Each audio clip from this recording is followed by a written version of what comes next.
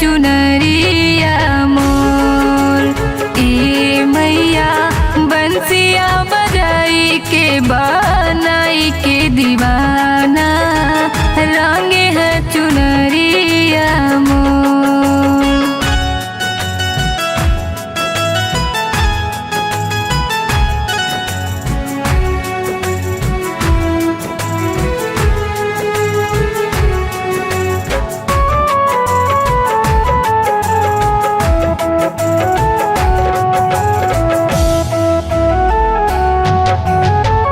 रंगवा गुलाल धई रंगले कलाई, मना किया बहुत माने तोहर न कन्हई।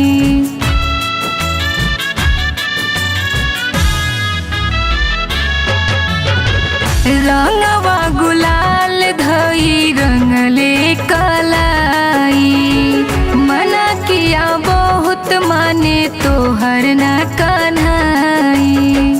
गैया चरावे हमके बुलावे घर से पुरबावा की ओर। हे मैया बंसिया बजाई के बनाई के दीवाना रंगे है चुनरिया मोर।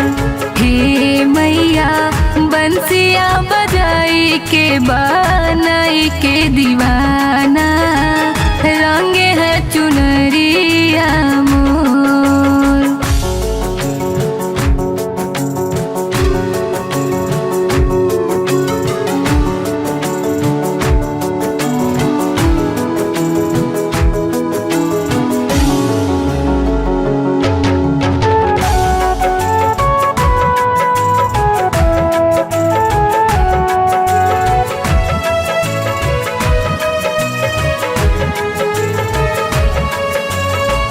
हम हो रंगा गईनी कान्हा के रंग में, नाही बुझाइल झूठे चल गईनी संग में।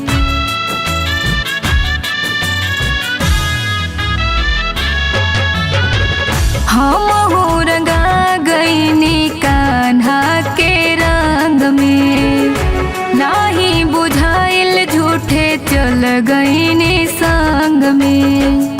गोपिया बेचारी कर कालचारी रंगे है बदन चित चोर। ए मैया बंसिया बजाई के बनाई के दीवाना रंगे है चुनरिया मोर। हे मैया बंसिया बजाई के बनाई के दीवाना